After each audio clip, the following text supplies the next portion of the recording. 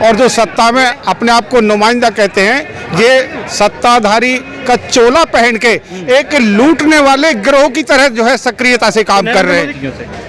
हर आम जन को इसके लिए जागरूक होना पड़ेगा, अपने अधिकारों को समझना होगा, सड़कों पे आना होगा, कि क्रांति का रूप लेना होगा देश को। जब जाके इनको सबक मिलेगा, इनको सत्ता से दूर करना होगा। लोगों का ध्यान बांटने के लिए मंदिर मस्जिद की तरफ जो है उनका रुझान कर दिया है। गिरोह है लूटने वाले, निश्चित उसके सरदार हैं, सरदार बिल्कुल सरदार कह सकते हैं। आप देखिए ना देश की क्या हालत है। क्यों नहीं आते मोदी जी मीडिया के सामने?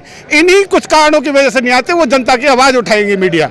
जनता को गुमराह किया जा रहा है, मूल मुद्दों से भटकाया जा रहा है। हिंदू मुस्लिम बाद में, मंदिर मस्जिद में, जातिवाद में, धर्म के नए नए आडंबर लोगों के सामने पेश किए जा रहे हैं। सबसे पहले ये टैक्सेस लगाते हैं डीजल पर, क्योंकि डीजल पेट्रोल को जो गाड़ी लेकर आती है वो डीजल से चलती है। इनडायरेक्ट टैक्सेस लगा, उसके बाद में फिर जो पेट्रोल आया, पेट्रोल के ऊपर आपने टैक्सेस लगा दिए। यानी एक टैक्सेस को ये दो बार लगाते हैं। जितने भी आउटलेट्स खुले हुए हैं सबकी ईडी जांच कर देगी, ईडी पीछे पड़ जाएगी, ईडी की जांच शुरू हो जाएगी। तो बाबा रामदेव तो इस वजह से घबराते हैं। महंगाई पर कहूँ तो क्या कहूँ, लेकिन जनता पता नहीं क्यों वोट दे रही है हकीकत में, या कोई ईवीएम मशीन में घोटाला है। मेरे मन में ये सोच नहीं, मैं तो क्योंकि सोचना पड़ेगा इतनी महंगाई होने के बाद ये सरकार कैसे टिक रही है, मुझे ये नहीं समझ आ रहे। तो अपने आप को शेर कहने से कोई शेर नहीं बनता। अगर कहें राहुल गांधी को इन्होंने एक आलू का टिप्पणी पर झूठी एडिटिंग करके उनको पप्पू कह दिया तो वो पप्पू बन गया? नहीं ना। देखो, ये वही लोग हैं जो आज सत्ता में बैठे हैं, जो 1.5 रुपया सिलेंडर पे बढ़ने पर राजघाट पे जाके डांस करते थे, हड़ताल करते थे, आंदोलन करते थे। आज वो लोग देश को लूटने का काम कर रहे हैं। जी, जिस तरीके से आज महंगाई बढ़ रही है आज भारत देश में, आज जो महंगाई आज चरम सीमा पर है, एक गरीब आदमी के लिए, एक कर्मचारी के लिए, सरकारी कर्मचारी के लिए, एक जो आम परिवार, एक जो मिडिल क्लास फैमिली, उसके लिए बड़ी परेशानियों का सामना करना पड़ता है। बड़ी महंगाई हो गई है। गैस सिलेंडर के दाम आज आसमान छू रहे हैं। पेट्रोल डीजल के कीमतों के दाम आज सुबह आज आप आंखें खोलिए जो है आपको बढ़े हुए मिलते हैं। पता लगता है कि रात को ये जो योजना बना के बैठे हुए होते हैं कि सुबह हमने दाम बढ़ाने। इस तरीके की महंगाई हो गई है कि आम आदमी के लिए जीना बड़ा दुश्वार हो गया, बड़ा मुश्किल हो गया है। आप देखिए ये डायरेक्ट और इनडायरेक्ट टैक्सेस कैसे लगाते हैं। सबसे पहले ये टैक्सेस लगाते हैं डीजल पर, क्योंकि डीजल पेट्रोल को जो गाड़ी लेकर आती है वो डीजल से चलती है। इनडायरेक्ट टैक्सेस लगा, उसके बाद में फिर जो पेट्रोल आया, पेट्रोल के ऊपर आपने टैक्सेस लगा दिए। यानी एक टैक्सेस को ये दो बार लगाते हैं। और उस टैक्सेस की जो मार पड़ती है वो आम जनता पर पड़ती है, इस देश की जनता पर पड़ती है। 13 दिन में 12 बार पेट्रोल का दाम बढ़ा है, इसको कैसे देख रहे हैं? देखिए 13 दिन में अगर 12 बार अगर दाम बढ़ा है तो आप इस चीज से जोड़ सकते हैं कि जहां हमारे देश की जीडीपी घट रही है, बिल्कुल जो है निचले स्तर पर पहुंच गई है, वहीं हमारे देश का व्यापारी जो है विश्व के 5वें स्थान पर आ जाता है। 5वें स्थान पर अगर हमारे देश का अगर व्यापारी आ रहा है तो किस तरीके से आ रहा है? इसका मतलब आज व्यापारियों को आप बढ़ावा दे रहे हो, आपकी कहीं साठगांठ है। आप जो डायरेक्ट इनडायरेक्ट वे में जो कहीं ना कहीं इनको सपोर्ट करते हो, आप व्यापारियों को सपोर्ट करते हो, आप जनता को जो है, जनता की जो है रोजमर्रा की चीजों को आप महंगा करते जा रहे हैं। बाबा रामदेव भी अपने बातों से पलट गए, वो कह रहे पूछ पड़ेगा के। देखिए बाबा रामदेव जी का तो ऐसे, बाबा रामदेव जी अगर इस बारे में महंगाई के बारे में बोलेंगे तो जो पता लगा कि जो उनकी जो जितने भी आउटलेट्स खुले हुए हैं सबकी ईडी जांच कर देगी, ईडी पीछे पड़ जाएगी, ईडी की जांच शुरू हो जाएगी। तो बाबा रामदेव तो इस वजह से घबराते हैं। और जिस तरीके से महंगाई आपको पता है कि जो आज व्यापारी जो है, व्यापारियों के जो सोने पे सुहागा है और आम जनता जो पिस रही है। ठीक, क्या लग रहा है महंगाई पे क्या कहूँ? महंगाई पर कहूँ तो क्या कहूँ, लेकिन जनता पता नहीं क्यों वोट दे रही है हकीकत में, या कोई ईवीएम मशीन में घोटाला है। मेरे मन में ये सोच नहीं, मैं तो क्योंकि सोचना पड़ेगा इतनी महंगाई होने के बाद ये सरकार कैसे टिक रही है, मुझे ये नहीं समझ आ रहे।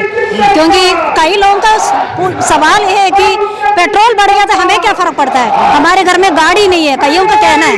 क्योंकि नहीं, क्योंकि अगर कोई भी माल आना है, ट्रक से माल आना है, अब ट्रक पे का पेट्रोल का डीजल बढ़ेगा, पेट्रोल डीजल का रेट बढ़ने पर डायरेक्टली नहीं है तो इनडायरेक्टली तो आम जनता का जेब में तो काट रहे।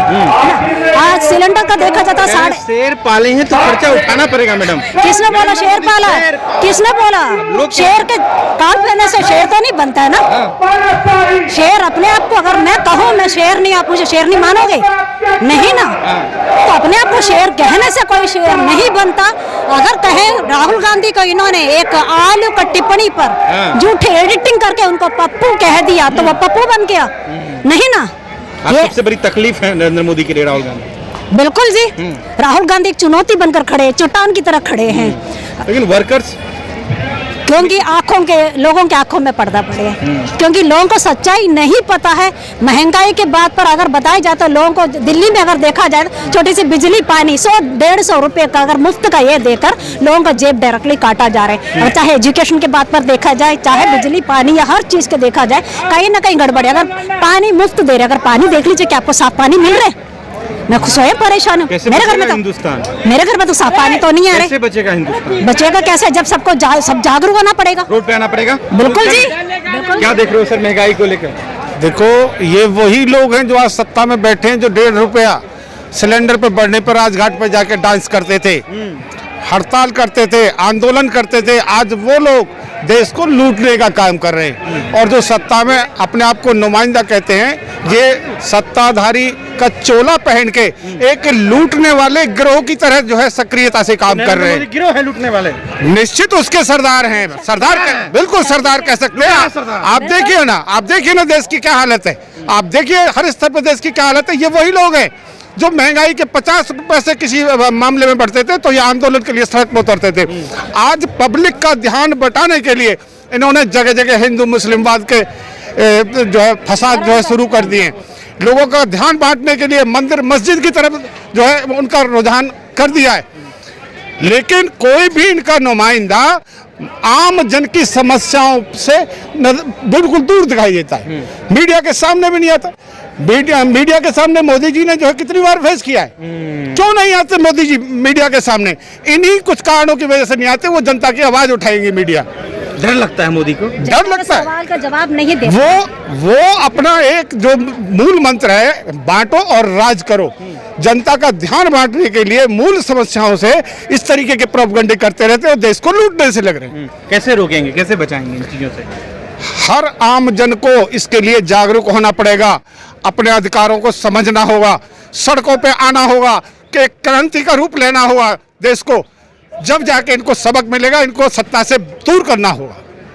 जनता दूर करेगी? जनता ही दूर करेगी। वोट दे रही है जनता, दूर कैसे करेगी? वहाँ अब यही तो संशय का विषय है कि आप पूछ लेते हैं कि वोट दे रही है जनता। जनता को गुमराह किया जा रहा है, मूल मुद्दों से भटकाया जा रहा है। हिंदू मुस्लिमवाद में, मंदिर मस्जिद में, जातिवाद में, धर्म के नए नए आडंबर लोगों के सामने पेश किए जा रहे हैं। मूल मुद्दों से जनता का पूरी तरह से ध्यान हटाने का काम किया जा रहा है।